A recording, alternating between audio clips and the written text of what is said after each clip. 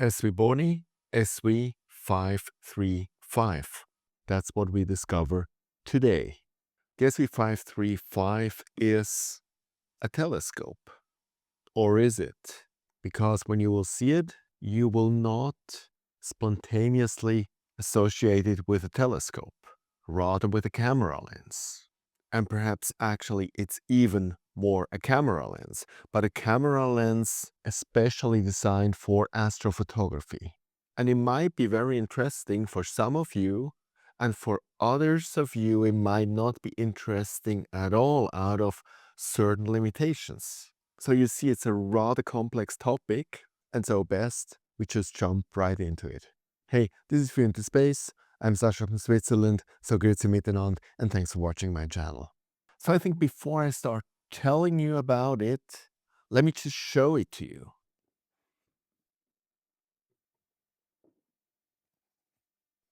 So we have a manual, just put that away at the moment.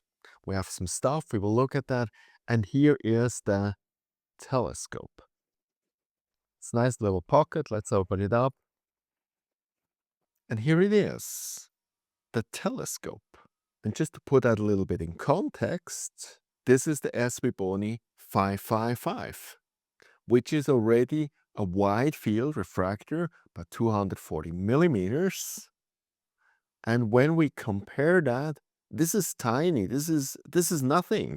So that all said, what is this?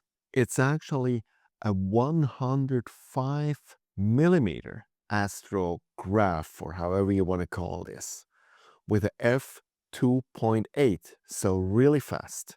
And compared to the 555, where you can actually change the f-stop, here you cannot do that. It's fixed 2.8 because it's really only done for astrophotography. So I think let's start with that. What does 105 millimeter in the area of astrophotography actually mean? And let's have a look at this picture here. So the big orange box, that's what you can see with this scope with the APS-C sensor, which is, as you can see already, huge. Orion and the Horseman Nebula and just everything just drowns in it. And to make it even more extreme, you can actually put on the thing a full frame sensor, which makes the field of view even larger. And just to bring a context to it, the smaller orange box here is already 240 millimeters, so that's still wide, but it looks already tiny compared to this huge area. So this is still not Milky Way photography, nightscapes or anything like that, but it's just wide field, extra wide field. And it might be interesting. For example, exactly in this setup as I have actually chosen here, to actually be able to show Orion and everything around it in one picture, not in a mosaic, but just in one picture. And given it's f2.8, you can really get a lot of light on your sensor. So that's also pretty cool. For example, here with the SV555, this is 4.5. So this is way faster. So how can we use this thing? We can actually screw off here the dew shield. And that's great. There's a dew shield included. We can get lens cap off, which is screwed on. And then we can screw on the dew shield. And then it looks like that. And now we come a little bit to this stuff here. Because one way how you can use that is as a camera lens. And by default, you can actually use it with Sony mirrorless cameras. You can, by the way, not use this camera with a SLR camera, and we come to that why not. But it's specifically designed for mirrorless and for astro cameras. So we can screw here in the back everything off. Then we have actually here the adapter for Sony cameras. You can buy separate adapters for other cameras. We screw that on. Now by accident I still have actually a Sony mirrorless camera. It's a very old one. It's one of the first Sony Alphas that existed, but it's full frame. And so we snack that on. And here it is. And even now, it looks just tiny. It actually is tinier than my travel lens that I originally had on this camera. You obviously have to focus manually. And so once we're finished here, we go to the PC and I will show you a few pictures which I have done with this combination. Now, to be clear, it was only done with a tripod, no star tracker, nothing. I just wanted to see if we take this outside, does it work? Can we shoot with it? Can we get something sensible out of it? And also I wanted to see if this promise holds true that this little tiny thing can actually work with a full frame sensor. And this here is a full frame sensor. And so later I will show you what the results are. So much for a lens used by a mirrorless camera.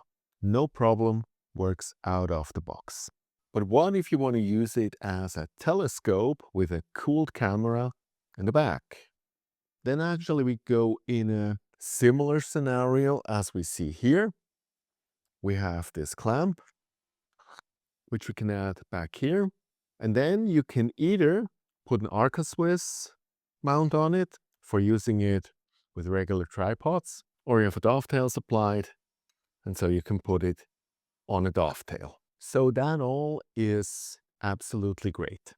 Then you can put back here, there's an M42 thread, and so here you can put on your cooled camera, and everything is fine, except you want to use a filter wheel, which you would do in a lot of situations when you shoot mono, when you shoot OSC with filters. And ironically, that I already explained to you in my last video how essential filter wheels are.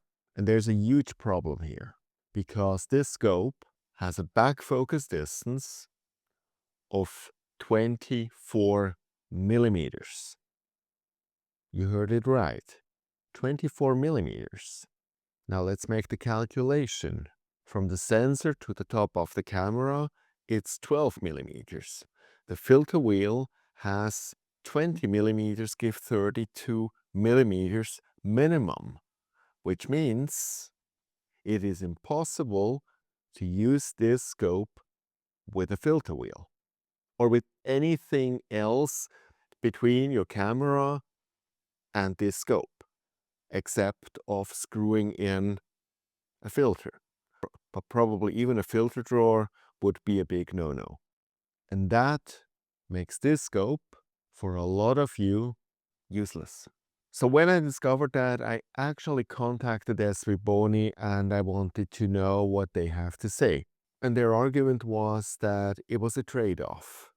If they would actually have gone with the standard 55 millimeters back focus, they could have not made it full frame and they could not have made it so fast. So it was either or. And so in principle, they specifically designed this for beginner entry-level astrophotographers who usually do not use a filter wheel. And I think that's something you just have to consider before you decide if you want to buy this. And this makes this little thing quite confusing. And it's hard to make a recommendation beside now the quality. We will look at that later. But it is kind of unique. And that's also why I accepted when SVBONY asked me to review it, because 105 millimeter, that's not something you usually choose when you do astrophotography. And it's unusual perspective, which makes it interesting. And also the 2.8 makes it interesting. But then again, if we think that it's for beginners, if you would actually use a dual narrowband filter, you would actually have to buy special ones because it's so fast. And these special ones are expensive again, but it's for beginners, and I don't know. The good part is it doesn't cost much. You can already pre-order it on Amazon. On Amazon.de, it is available for 329 euros, which is probably cheaper than a good narrowband filter. But for 320 euros, you can say, well, You might have to work with only one filter, but it's something that might be attractive simply for having these few moments when you do these exceptional photographs and then you accept these restrictions. With that said, let's go to my computer and I show you in a few pictures what I was able to do in these few minutes I had where it wasn't cloudy. So welcome to my computer, welcome to PixInsight. Let's have a look at these images. Let's first have a look at a star picture. As stated, these are made with my Sony Alpha. These are single shots. This is 1 second on a tripod, no star tracker. And for the ones who want to see stacked pictures or anything like that, I will do that later on when we have better weather conditions.